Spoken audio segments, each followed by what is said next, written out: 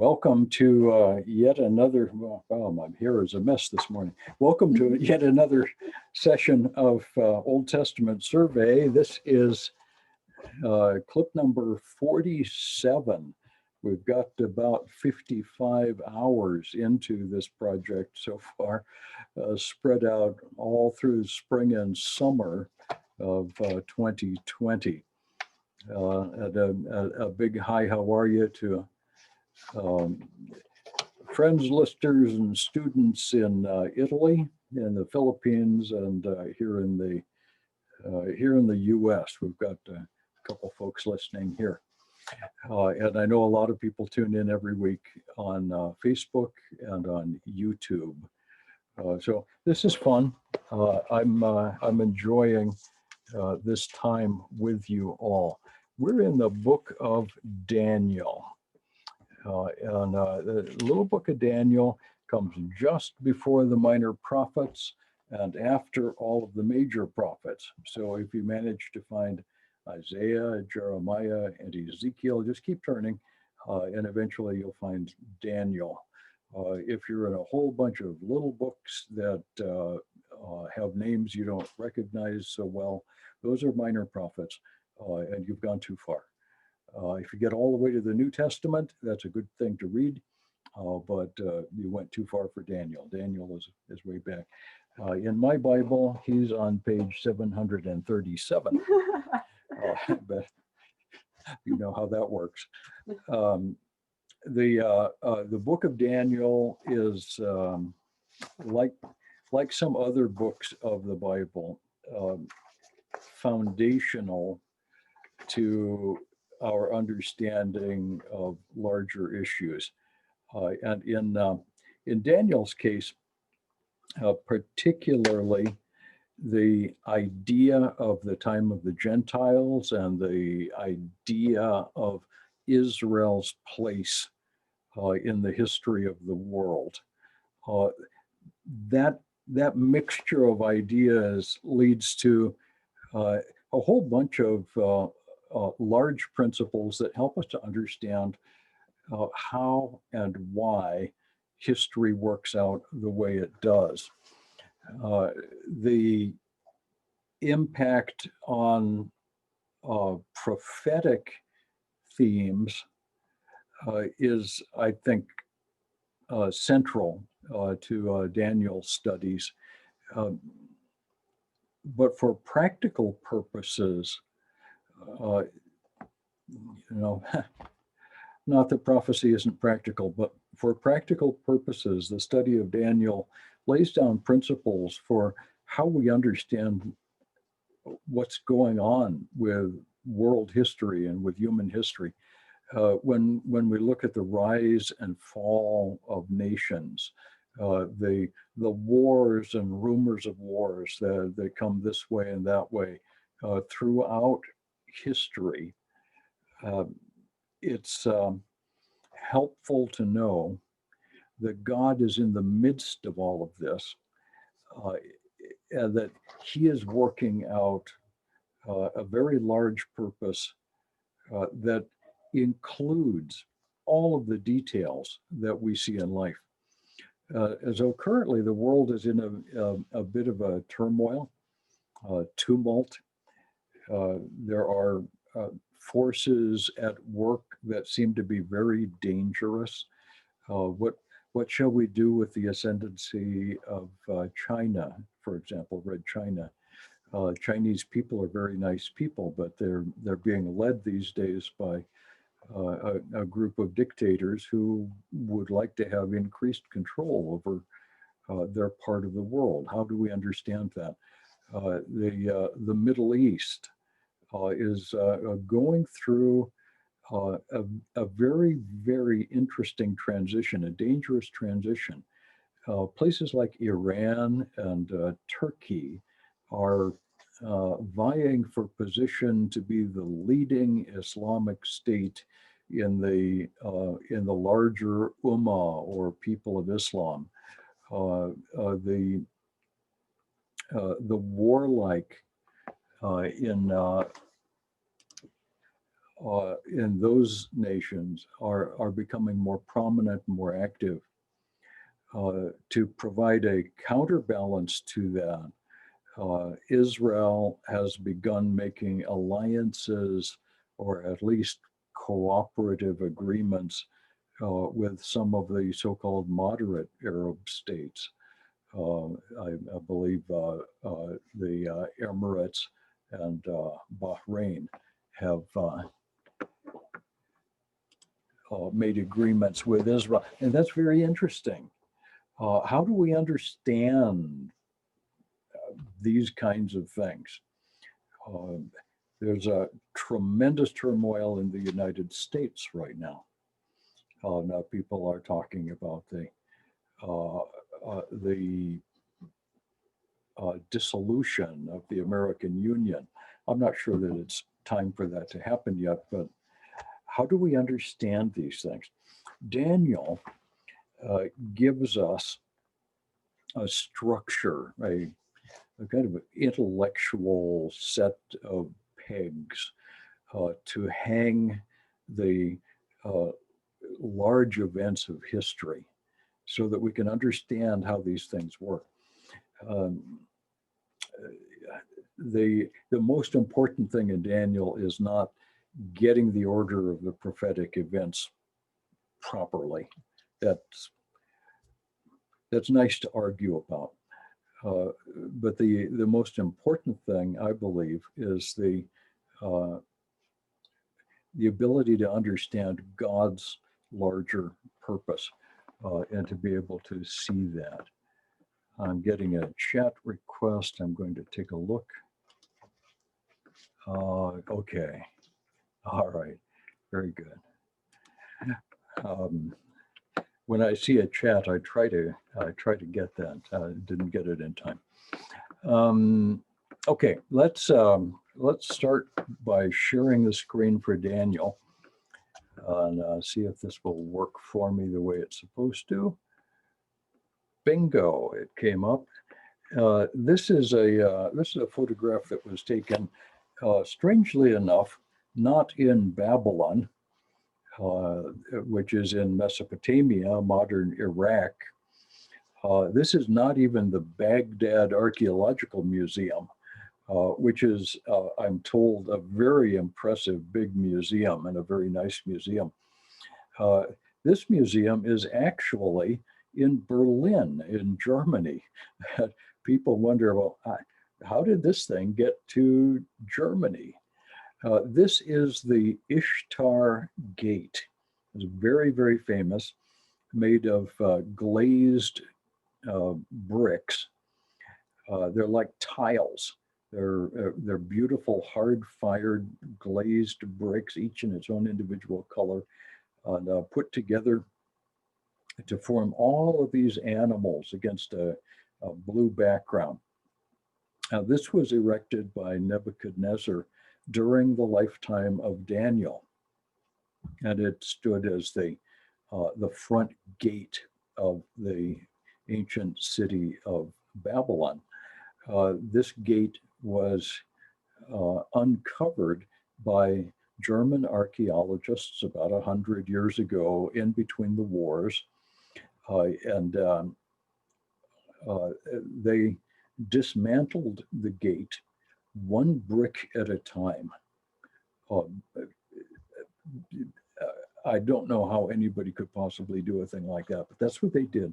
One brick at a time, they slowly took the gate apart. There are thousands of bricks in this gate, and they loaded the whole thing onto barges and shipped them down the Euphrates and around the Horn, or whatever they did. It's a horrible, huge project, and they shipped this all the way to Berlin. And in Berlin, it was rebuilt inside this museum. It's absolutely astounding piece of work. From just to look at the gate, you can see the size of it. There's another tourist in the door on the right, and she's about 50 feet away from me, I believe. The the gate itself is about 200 feet high. It's about 400 feet wide. It's a huge thing. It's really, really large. And the individual bricks spell out these various living creatures, some of them with two heads, and there are lions and bulls and all kinds of menagerie. This is the sort of thing that Daniel was speaking of. When we look at the visions that Daniel has, they fit right in with this kind of imagery.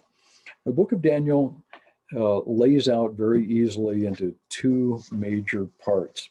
The first 6 chapters are the story of Daniel and his 3 companions, Shadrach, Meshach, and Abednego, who were taken from Jerusalem to be trained in Babylon, to sit at the table of Nebuchadnezzar. And Daniel's interactions with Nebuchadnezzar, and then finally with a last king of Babylon, form the core of this part of the book. And in this sense, what we see is Daniel turning into a sought after advisor, a counselor to the king. He operates as part of the king's cabinet of prognosticators and Chaldeans and magicians and astrologers. We know that the king of Babylon had available to him quite a number of specialist counselors. Some of them were good at predicting the future. They would use astrology, or they would use divination, or they would add up columns of numbers and make charts and graphs, like a modern economist or a weather forecaster. Or they would try to change the course of history by doing magic, by doing other kinds of divination to pronounce curses or blessings on people. Some of them were particularly good with magic potions. And so there are actually a list of 6 different specialists. Daniel was one of those. Daniel was a counselor to the king eventually.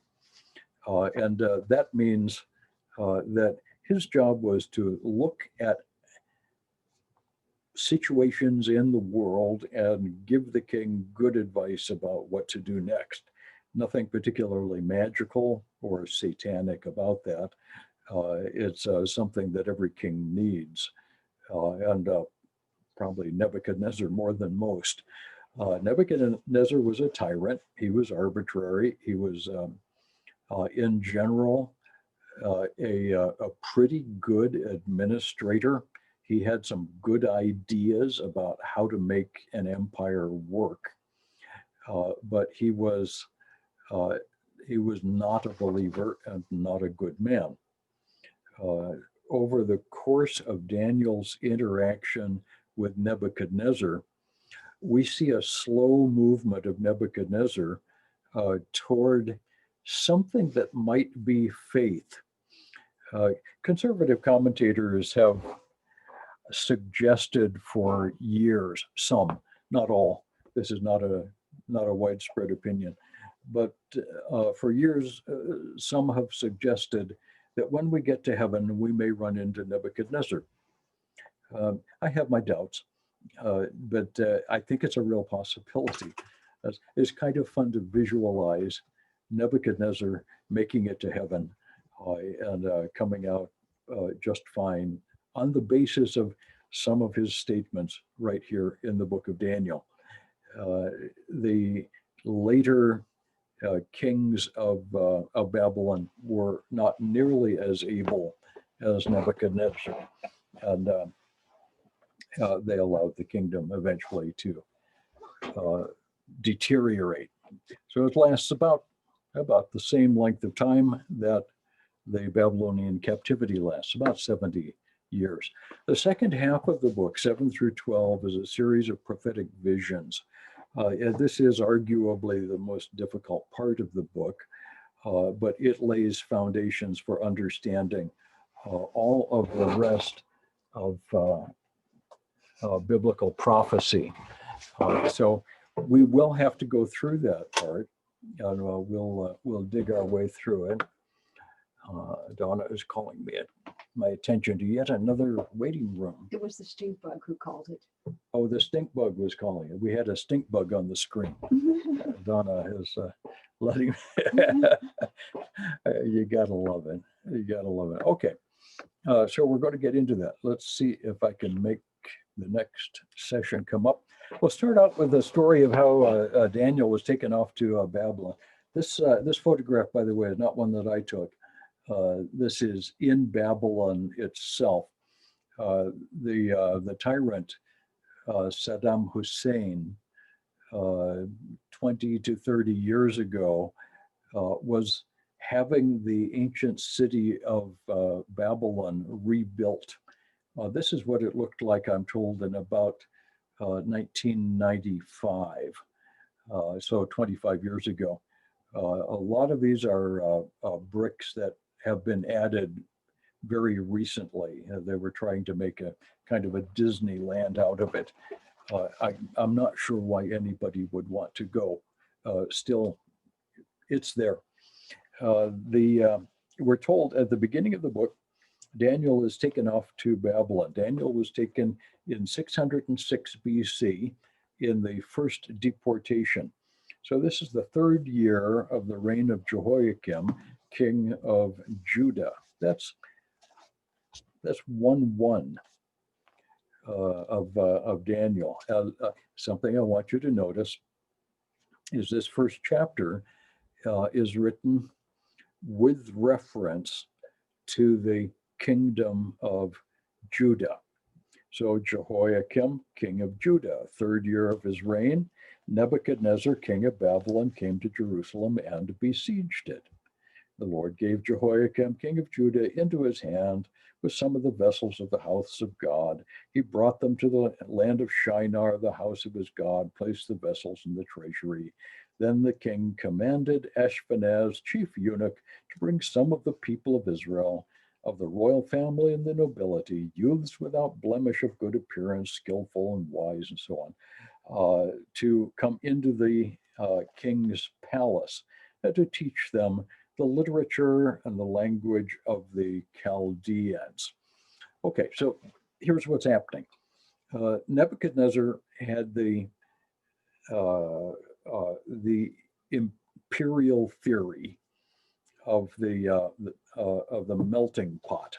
We're going to bring leading people, young men, particularly of the nobility and of the royal family, into Babylon, and there they'll get a good education. There they'll get Babylonian names.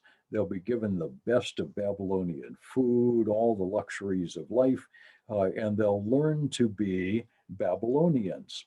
And then when they go back to their hometown, they will be the leaders of a new Babylonian province of Judah, and will be one big happy family.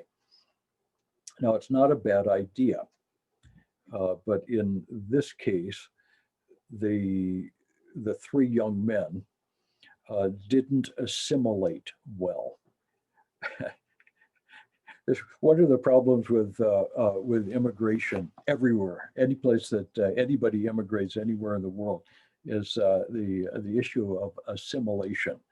If you're going to go and live in another country, you need to learn the language, you need to learn the culture, you need to eventually become like the people you're living among, because that's the right thing to do. You don't want to forget your own culture, but you want to learn the culture that you're part of. The problem for Daniel is that the Babylonian culture was almost diametrically opposed. It was the opposite of Israelite culture. They were being asked to worship strange gods, which they could never do. They were being asked to take strange names, which they really didn't want to do. They did anyway. They were being asked to eat the king's food. So they're given pagan names, a pagan education, and pagan food. And strangely enough, they took the names. It's as though, and these names are all meaningful.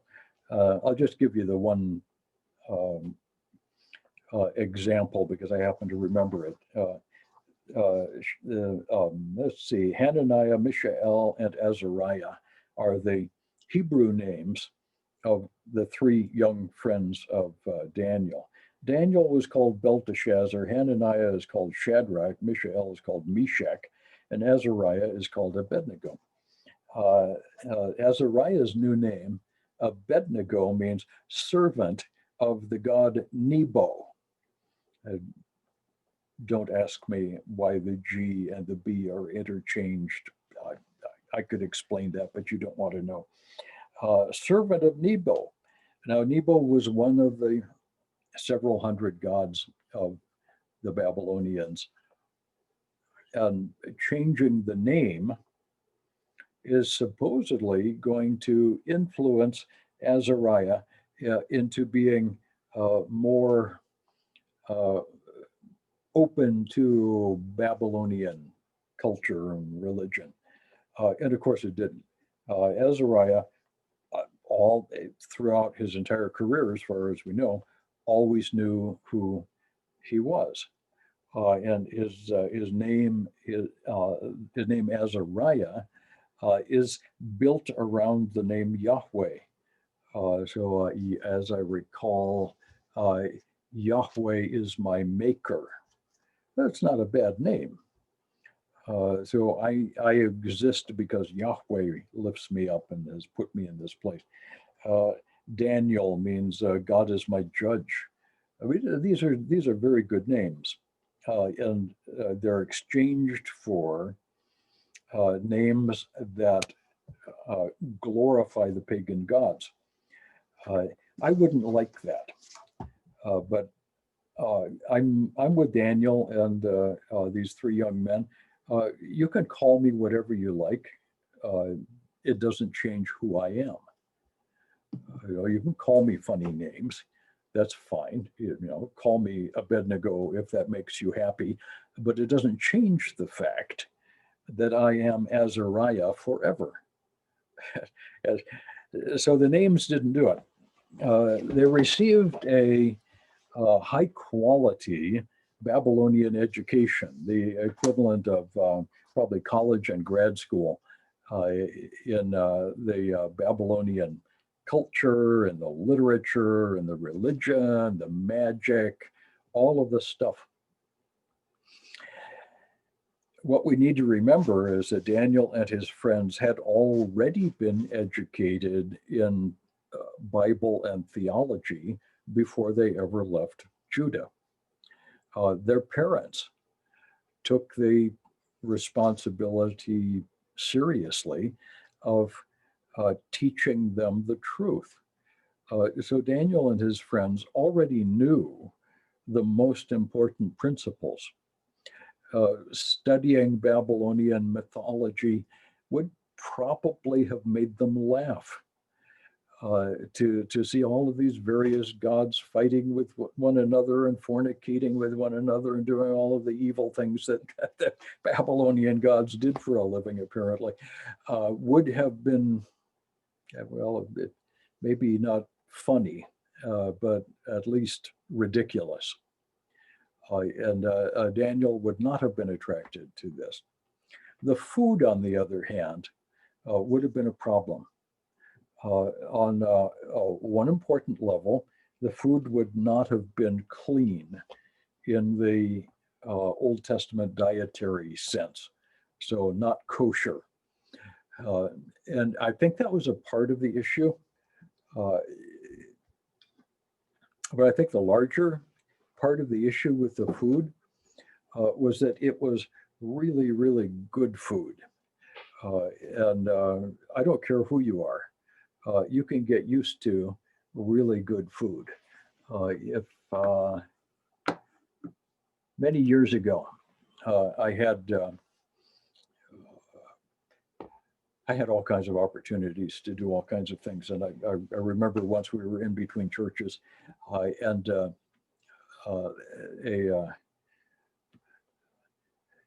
an acquaintance uh, wanted us to help him plant a church in a particular spot. And I thought that's interesting. So he invited me out to lunch, and I remember the lunch. And I remember what was coming later. There's an old saying that there's no such thing as a free lunch.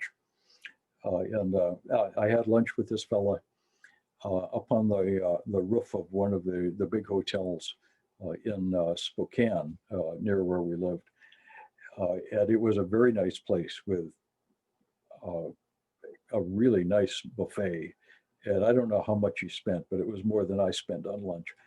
And it was a very nice lunch with meat and salad and dessert and all very nice.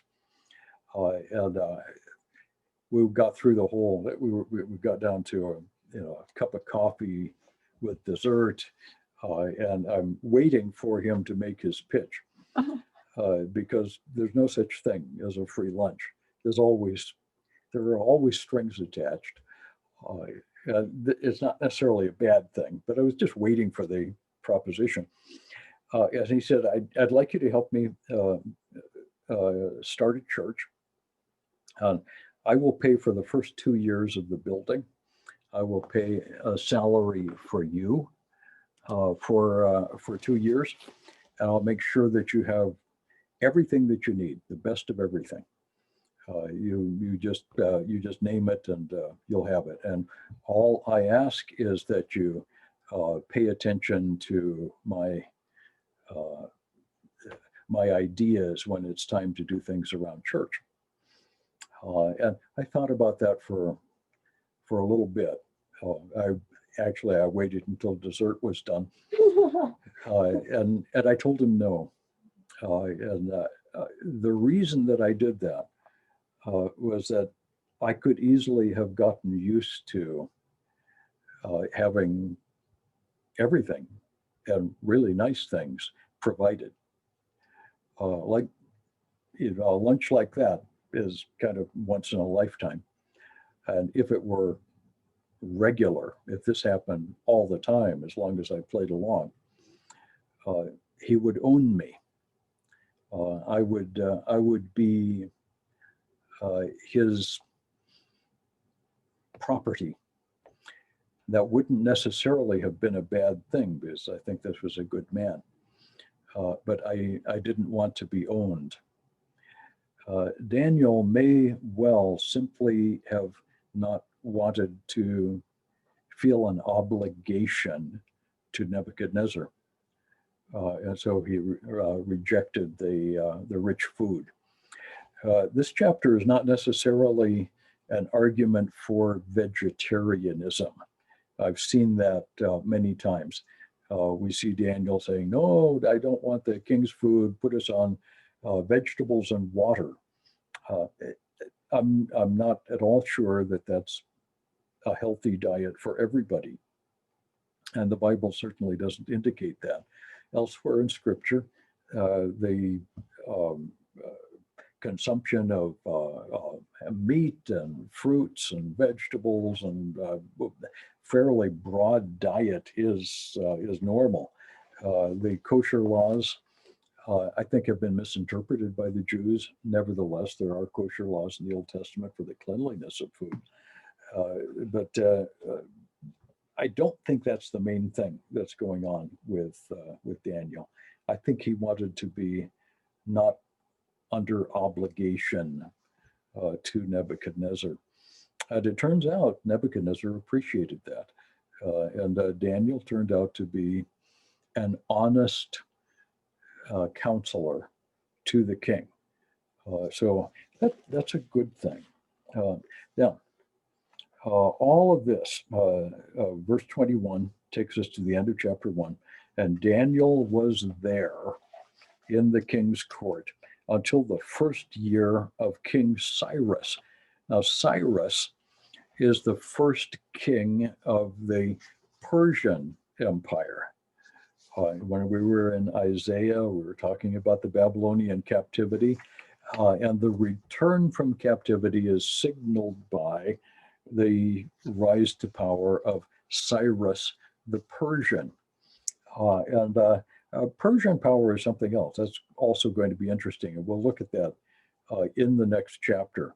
I want to take us into this second chapter to take a look at how Persia fits into all of it. But before we do that, I want you to notice that in chapter 1, all of this is done under the reign of King Jehoiakim, king of Judah.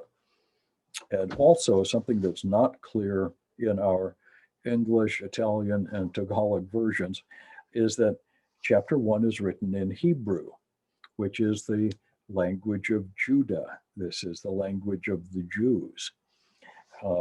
Chapter 2, beginning at verse 1, shifts from Hebrew to the Babylonian language, which is Aramaic. You would think it would be Akkadian, but it wasn't. By this time in history, the worldwide Gentile language was Aramaic. The Aramean language started out in Syria, that spread all over the ancient world. It was much more than a trade language. It was the language of literature, the language of science, the language of business, the language of international interchange. Diplomacy was done in Aramaic for a period of well over 1,000 years. Aramaic was the most important language in the world. It has a variety of forms. One of them is Syriac, which was the language of the Eastern Church for over 700 years. Some of the most important documents of that period were written in Syriac, which is Aramaic. So Aramaic is not a strange language. It's actually a much, much larger language than Hebrew is. Hebrew is particularly the language of Israel. Aramaic is a related language. Those of us who know Hebrew have very little difficulty reading Aramaic and Syriac. They're related languages. They're pronounced a little different, but they're close. From chapter 2 through the end of the book of Daniel, it's all in Aramaic. We have some other Aramaic sections in some other books of the Old Testament. Parts of Ezra and Nehemiah are written in Aramaic because that's where they belong. The point of that is that Aramaic is the Gentile language. Hebrew is the Jewish language. Aramaic is the Gentile language. And so a shift takes place with this book of Daniel between the time of Israel and the time of the Gentiles. I believe not just on the basis of the language and not just on the basis of the difference in the kings, but on the basis of the way these the structure of world history lays out, that Daniel is intending to speak of the beginning of the time of the Gentiles. The Gentiles will continue to dominate the Temple Mount and Jerusalem itself until the second coming of Christ. So all the way through the rest of Old Testament history, the Gentiles are going to be in charge. By the time of Christ, it's the Romans who are in charge there. Later on, it passes on to others. The Gentile Christians were in charge for a while. The Eastern Roman Empire, which was Christian by that time, controlled Jerusalem until its fall to the Arabs in 640 AD. And from 640 AD until the present day, the Arab Muslims have controlled the Temple Mount. I know they no longer control all of Jerusalem. They'd like to, but all they control is the Temple Mount area and parts of East Jerusalem. But those places are trampled down by the Gentiles until the time of the Gentiles is complete. And that's Daniel, or that's the book of Luke, chapter 21. So that's chapter 1. We get into chapter 2, and we're going to get into some interesting stuff. Here's a golden crown. It might be bronze. I don't know. Who knows? Whatever you're going to do with a crown like that. In the second year of the reign of Nebuchadnezzar.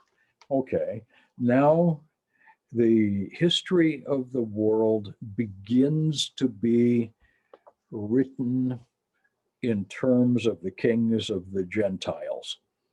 The rest of the book of Daniel and the rest of the Old Testament books that give us date tags will give us the tagline in terms of the year of the reign of the kings of the Gentiles.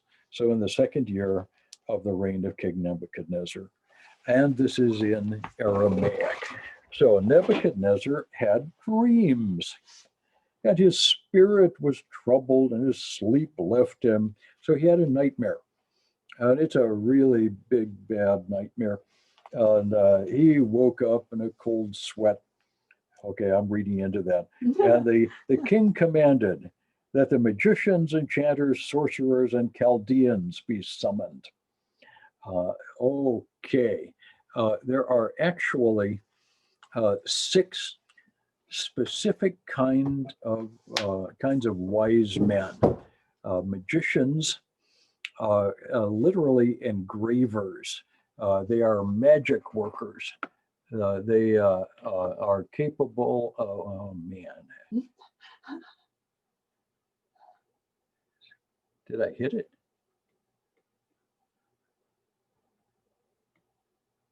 What did I do? I don't know. I thought you hit it, but I didn't. I don't know what I did. Okay. Oh, yes, there it is. Lovely. Now all I have to do is find it. Oh, that's not what I wanted to do. Okay, let's see if I can. Oh, I just love this. Doesn't everybody just love this? Okay, there it is. There, sorry, Robin. Robin coming in. There's Robin. All right. Oh, okay. So a magician writes magic spells. He's a magic worker. He is specializing in engraving his spells on lead plates or clay tablets, that kind of thing. And with this special knowledge, he is able to change history. He can make a difference in that way. The enchanter is a necromancer, a medium, someone who speaks with the dead, speaks with spirits of the dead. And that, of course, is something that we can't do. The dead have gone off into their eternal state. They're either with God, and they're not going to pay much attention to us, or they're with Satan, and they can't hear us anyway. So when the medium speaks to what he thinks is somebody who's dead, what he's actually getting is an evil spirit He's getting an opportunity to talk to some demon or another. It's not a very good thing. The sorcerer is literally a chopper, somebody who works with herbs and spices to make magic potions of various kinds. So if you want to poison somebody, you go to the sorcerer. If you want to turn them into frogs, you go to the sorcerer, that kind of thing. The astrologer or Chaldean is a learned man, literally a learned man, somebody who has studied long and hard and knows lots of things. The astrology was the study of the stars and the relationship of how the stars affect human events. So the Chaldean or astrologer tried to predict the future. And the Chaldeans were particularly skilled at interpreting dreams, or they were supposed to be. And as we get into this story, we find they didn't do so well. The wise man, not in this list, but we're going to see the wise man a little later, is a counselor or predictor of the future, like a weatherman. He takes a look at the trends. He can see which way the clouds are coming from. He knows how fast the wind is blowing.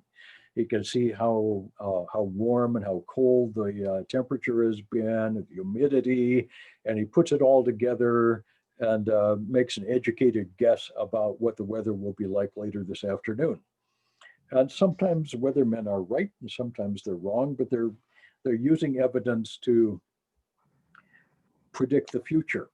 That doesn't require satanic power. I'm guessing that if Satan was in charge, the weathermen would get it right more often.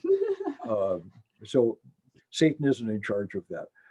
Economists try to do the same thing. They look at charts and graphs and try to tell us what the price of rice will be next January. And sometimes they're right. And when they're right, everybody thinks they're really smart. And when they're wrong, they get fired. It's a job. The wise man is actually the kind of cabinet member that Daniel was. Most likely, he was not an astrologer. He was more of the wise man. The diviner we've spoken of earlier, Balaam, the diviner who came to try to curse Israel in the book of Numbers, used animals, animal parts, animal behavior to predict the future. So some of these counselors tried to change the future. Some of them tried to predict the future, whether with magic or other black arts like talking to the dead, or through simply evaluating the evidence and suggesting options. Daniel was that last kind of counselor. So Nebuchadnezzar called a bunch of wise men, but apparently Daniel was not among them. And the king said, I had a dream. My spirit is troubled to know the dream. Oh, okay. And so the Chaldean said to the king in Aramaic, O king, live forever, which apparently is what you are required to say to the king every time you started a conversation with the king. O king, live forever. And you wonder what the Chaldeans were actually thinking. But anyway, O king, live forever. Tell us your dream, and we will tell you the interpretation. This is, of course, a reasonable request. Tell us what your dream was, and we'll take a shot at it.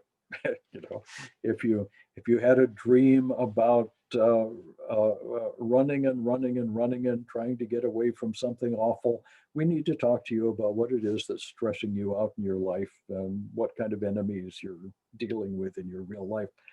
Most of the time, our dreams are telling us something about our lives, something that we're living through. Some stresses that we're having will show up at night in our subconscious. And so interpreting dreams is actually not a terribly difficult thing. With a little experience, any of us can do it. But this is a big but. You have to know what the dream is. Otherwise, you can't even start. And so Nebuchadnezzar makes the demand, and this next line is just great. It says, "The word from me is firm," verse 5. "If you do not make known to me the dream and its interpretation, you shall be torn limb from limb, and your houses shall be laid in ruins." So you can tell that Nebuchadnezzar is a fairly stern tyrant. What are we pointing Oh, at? is there another one? Okay, I thought there was. He's a tyrant. Yeah, you've got to tell me what I saw, what the dream was, and then, having done that, tell me what it means. Well, the Chaldeans said, we can't do that. They answered a second time, said, "Tell us the dream, we'll tell you the interpretation." The king says, I think you're trying to trick me. You're just trying to gain time. Therefore, if you don't tell me what the dream was, I will know that you don't have any idea what the interpretation is. Actually, that's not a bad requirement in this case, because they very likely the Chaldeans would have made something up. If I'd been in their place, that's what I would have done. You know, oh, you saw a big statue. Okay, it's all about getting rich and famous, no doubt. And the Chaldeans answered, verse 10, "There's not a man on earth who can meet the king's demand. For no great and powerful king has ever asked such a thing of any magician or enchanter or Chaldean. The thing the king asks is too difficult. No one can show it to the king except the gods." Okay, now that's actually a very incisive statement. The advisors tell the king, uh, nobody can do the thing you're asking except someone who's capable of doing a miracle. You're going to have a connection with the gods. And obviously, we don't. And their whole reason for existence, supposedly, was their wisdom and their connection to the gods. At any rate, there it is. Nobody can do this. So the king was very angry, and so the decree went out that all of the wise men were to be killed. Okay, that's Nebuchadnezzar, and that's very common for Nebuchadnezzar. So the decree went out, everybody was to be killed, and they sought Daniel and his companions to kill them. And Daniel replied with prudence and discretion to Arioch, captain of the king's guard, who was sent out to kill him. He said to Arioch, "Why is the decree so urgent?" Arioch told him. And Daniel went in and requested the king to appoint him a time that he might show the interpretation to the king. And Daniel went back and began to pray. So Daniel had declared, "O king, give me an appointment, and I will make the dream known to you." And Daniel at this time didn't have a clue what that dream might be, but he figured he knew somebody who did know. So he and his friends began to pray mightily that God would do something to show him the meaning of the dream. And God revealed the dream to Daniel in a vision. This is not uncommon amongst the prophets. Frequently in the prophetic literature, actually in inspiration in general, we see God revealing himself in a vision. This is not a dictation of words as much as it is like a three-dimensional full color video. So this video clip plays out in Daniel's mind with the interpretation of the dream. And Daniel began to pray. He said, "Blessed be the name of God forever and ever, to whom belong wisdom and might. He changes the times and seasons. He removes kings and sets up kings. He gives wisdom to the wise and knowledge to those who have understanding. He reveals the deep and hidden things. He knows what is in the darkness, and the light dwells with him." We just stop there for a second. Daniel's prayer reveals his understanding that God is the ground of all truth. Fundamentally, God is light. In him is no darkness at all.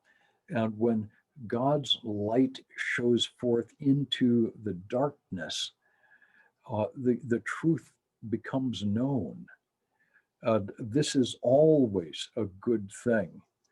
The majority opinion in the world is almost always wrong. All the magicians, enchanters, and sorcerers of Babylon were completely wrong about the meaning of Nebuchadnezzar's dream. But God made the dream known because God is the source of truth. The second principle here is that God is the one in his eternal heaven who lifts up kingdoms and who brings kingdoms down. The grand forces of history are set in motion and are controlled by the one living God. And we worry about this election or that election or this particular vote in the legislature or another.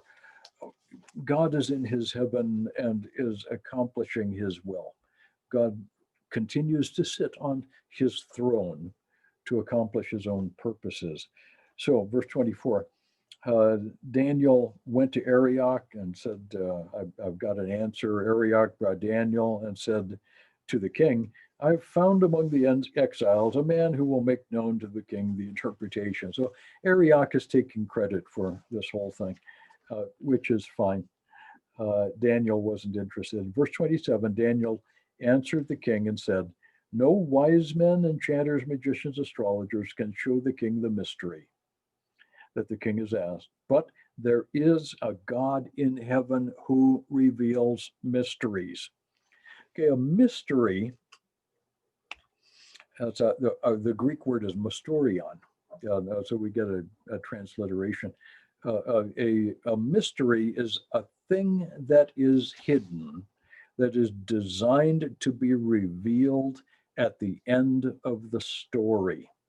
So when we read a mystery book, a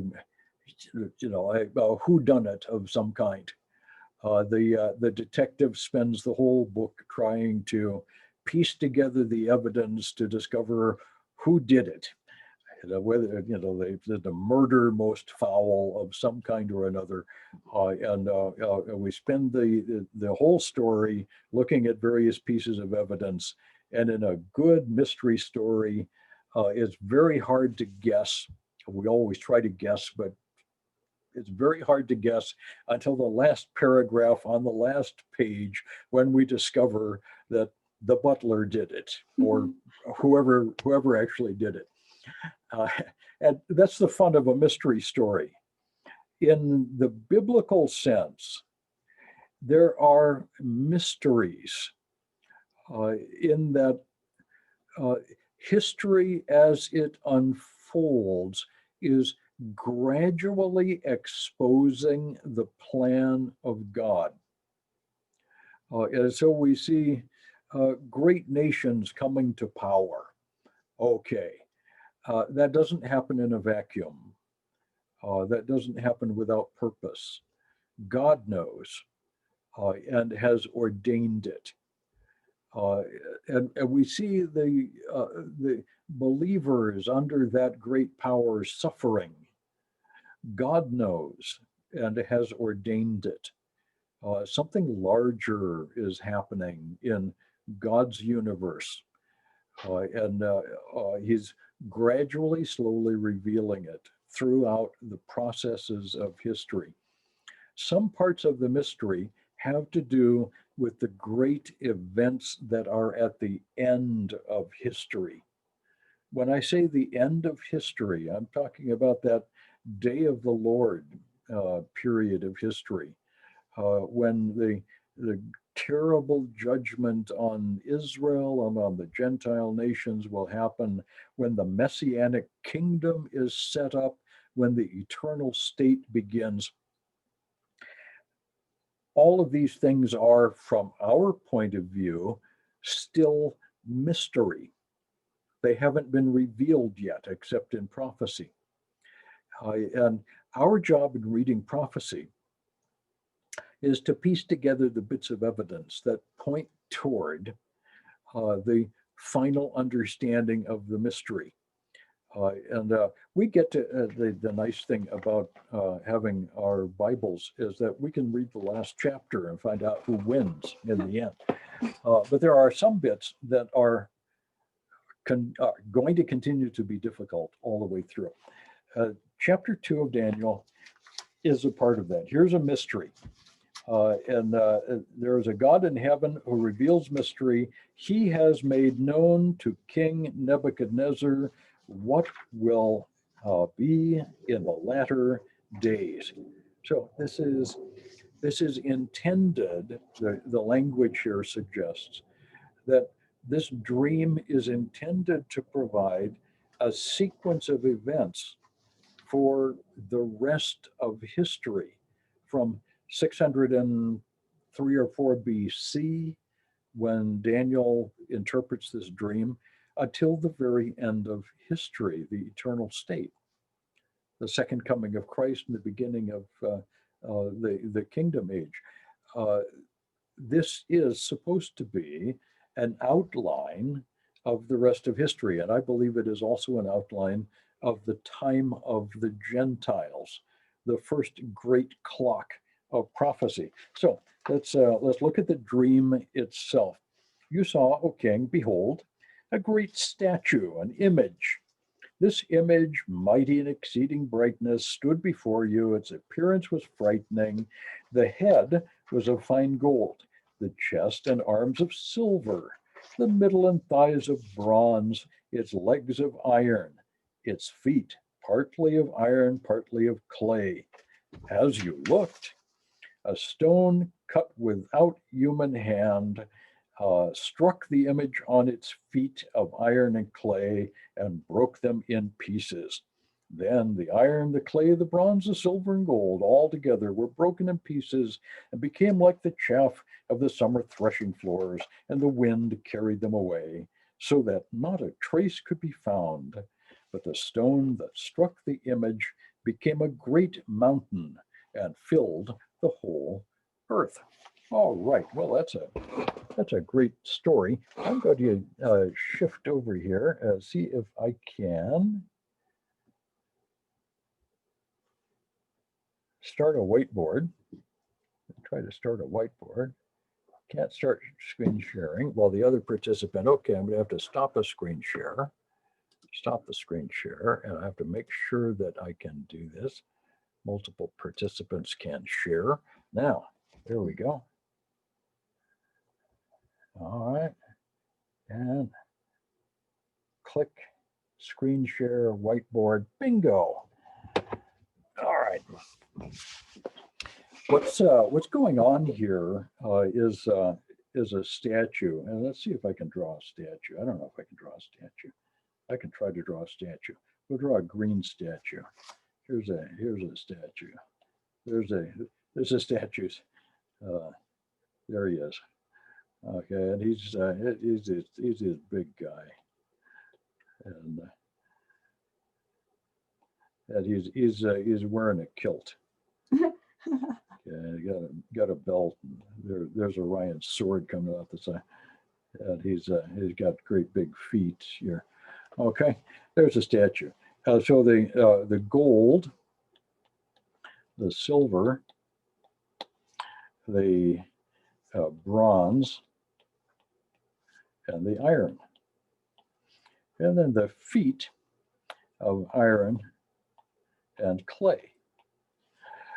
Here we have over here a stone cut without hands that becomes a mountain, fills the whole earth, and it's going to come over and smash the clay feet.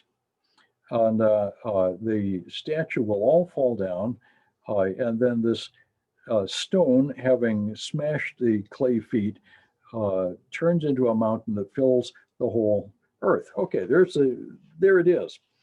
And we say to ourselves, well, that's very strange. What could a dream like that possibly mean? And Daniel explains that's your dream. That's what you saw. In verse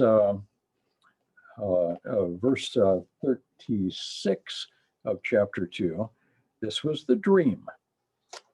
Now we will tell the king its interpretation.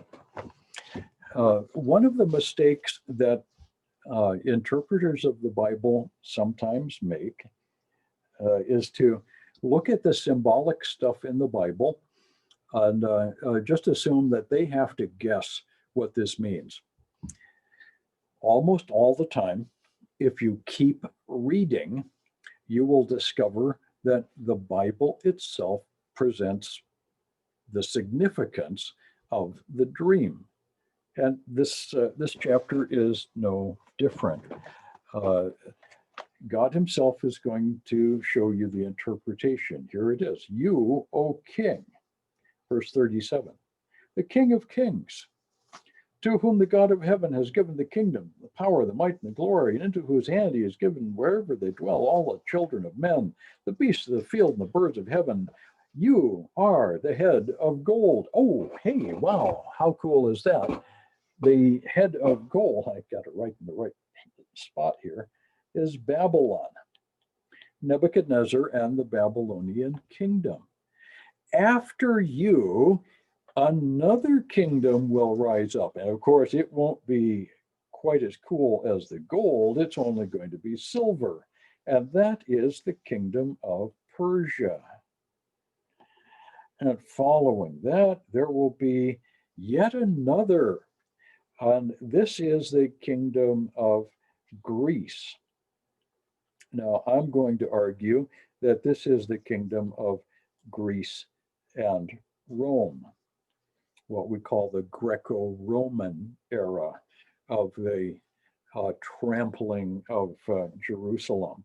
The Iron period is the fourth kingdom. So here is 1, 2, 3, and 4. 1, 2, 3, 4. We'll hold off on the name of this fourth kingdom until we look at the next. The iron clay mix is usually understood as being 10 toes. And this is in Daniel chapter 2. When we get to Daniel chapter 7, we're going to see a very similar outline. And again, instead of a golden head in chapter 7, we're going to see a series of 4 beasts. And the 4 beasts are also going to be Babylon, Persia, the Greco-Roman entity, a 4th beast, which is called nondescript or without a description, followed by 10 horns. Okay, the 10-toe, 10-horn 5th entity develops out of the 4th beast. Now, who is that? Well, it depends on who that 4th beast is. One of the really important things that I want you to catch is that this mountain, this stone that becomes cut without hands, becomes a mountain and fills the whole earth. This is Christ and the kingdom. This is the beginning of the kingdom of God. So this whole period, beginning with the beginning with Nebuchadnezzar, is looking at four Gentile uh, governmental structures that will control particularly Jerusalem until the second coming of Christ. The classic way of understanding the four kingdoms is to see Babylon, Persia, Greece, and then Rome in this fourth position. If that's true, then the prophecy makes very little sense.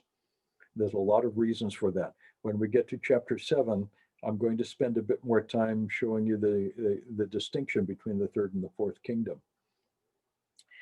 In this case, I believe that the fourth kingdom should be understood as Islam and the caliphate.